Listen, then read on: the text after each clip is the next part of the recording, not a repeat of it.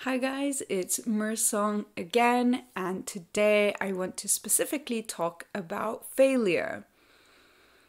And it's just something that I've recently looked into and watched a video about, and it just reminded me of like all the things that I do, as in like coaching wise, what I teach, and a bit of what I was learning from that specific video.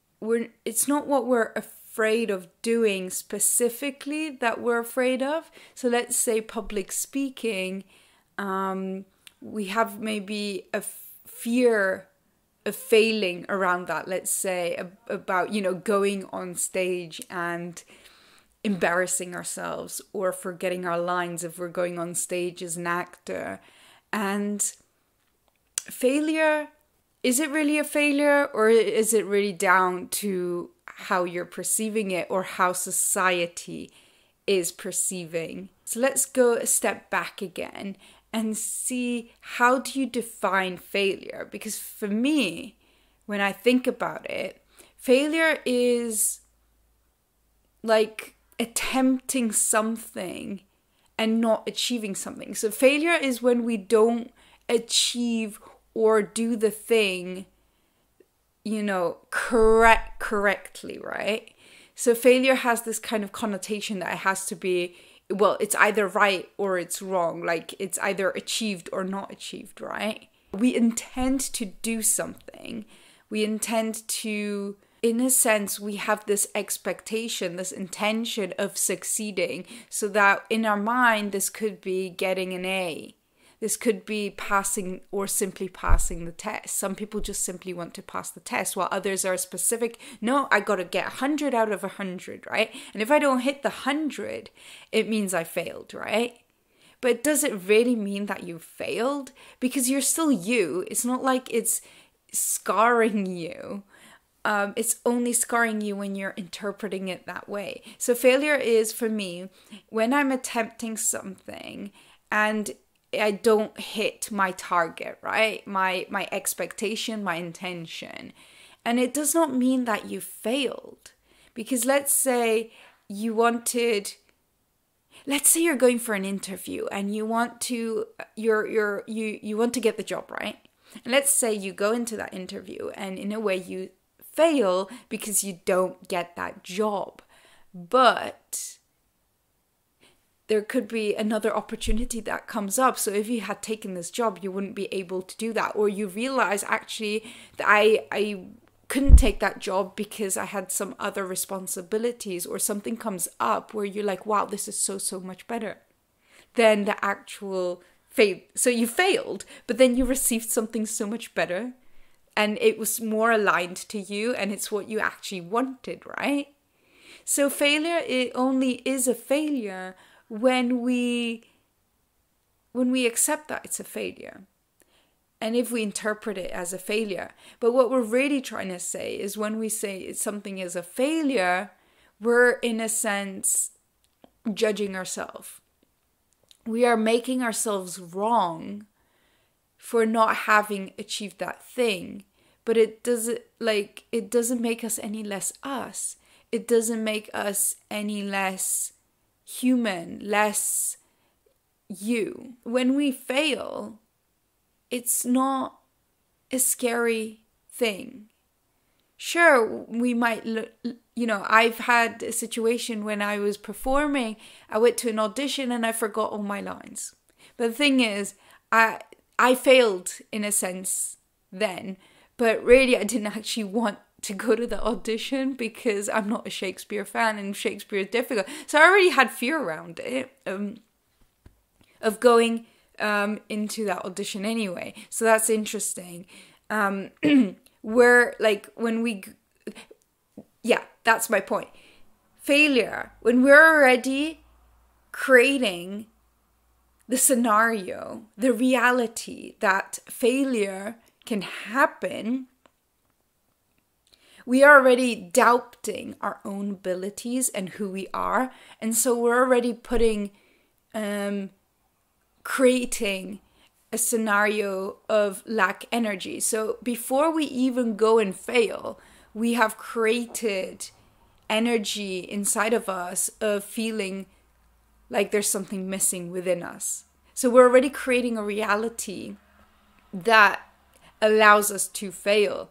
And what we're really scared of is not the failure, it is the feeling that it brings.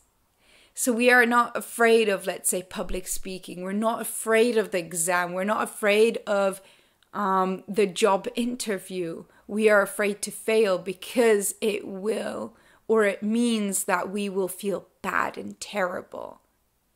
And we don't want to experience bad emotions. We don't want to experience disappointment.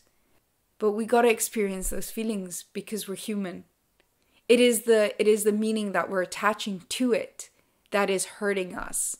So when we interpret failure as something terrible, we are limiting ourselves to expressing our true self. Because when we're approaching something from a place of lack, we are already punishing ourselves before it's actually happened because we're trying to avoid it. And the more we are afraid of failure, of feeling negative emotions, we are hiding ourselves, putting a protective mask on our faces because we are afraid. And so we do not want to express our true self because of that fear of having negative emotions. We as humans, we've come here to Earth to feel emotions. And if we cannot see our true selves and feel those emotions and we can't process them, we cannot move forward because we are literally hiding them underneath. We are hiding our true self, and so we cannot express ourselves. So you are doing yourself a disservice. Oh, and I think it was all about being fearless. It's not that we're becoming fearless in the sense that, or was it in the book? Actually, I think it was from a book I was reading called Big Magic by 𝗲𝗂𝗂𝗂𝗂. I see it on my shelf. I was reading chapter 1 again. And it's not that we're trying to take away the fear that we have. It's more about being fearless in the sense that we know that when we feel feelings, we'll be okay. Because that's what part of being human.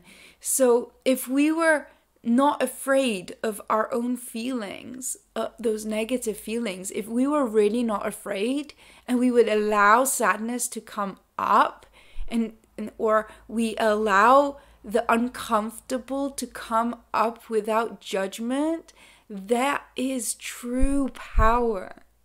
That is true power because we are accepting and acknowledging ourselves for who we are. And so it is literally the meaning that we put on top of our emotions that make things worse, that make us feel more stuck, that makes us feel out of control. And if you want to feel in control, you must be with yourself, be present with yourself. You got to allow your feelings to be there. So how this looks like is when we're having a conversation with someone, and let's say we want to express ourselves, we want to be vulnerable. We will then say, I'm feeling sad. But we don't say, it was this person's fault. They're making me sad. Or this person, made me fail. This person did this. Or sometimes it looks like I should not be feeling this. I should not have fear. I should have managed that test. I should not have failed. I feel so bad because I failed. It's all that, just saying that it was the exam's fault or the fault that we've defining our emotions because of the specific scenarios is what keeps us stuck. That's what I'm saying. Because what is healthy venting is when we actually say, I've didn't pass my exam. I feel sad right now because I really wanted to, right? Then we kind of acknowledge why we are feeling sad and what's, you know, we're truly expressing ourselves, but we're not saying that because of this situation, you're a failure, right? It's more about acknowledging like, okay, I feel like I failed. Doesn't mean you have. So it's like, I feel like I failed. That's why I'm sad, because my intention was to pass this exam, but it didn't happen. And that's okay. It doesn't mean that I'm any less me, right? So that's kind of what I'm trying to say about failure, is that failure is our own intention of like hitting a target. But that does not mean that when we do not hit that target, that we are any less human. It does not mean that our life has failed. I mean, sure, if you don't pass your driver's license, you might have to do another driver's license. But ultimately, doesn't mean you can't drive. Like, you won't ever be able to drive, right? So notice if you are punishing yourself, and be more observant and allow yourself to feel those feelings and not be afraid to feel sad. Don't be afraid to feel, you know, slightly lower than usual and be disappointed, because you are totally allowed to feel disappointed. So yes, so that is my topic on failure. Failure is just a story. Your story. Someone could interpret it completely different. Someone might be like, wow, you actually ran that race. You say you failed because you didn't win, but I wouldn't even run that, right? So awesome, guys. Thank you so much. And if you want to chat more with me, find me on Instagram on 𝗲𝗏, and you'll find some more links in the comments below. So thank you so much, guys. See you guys later.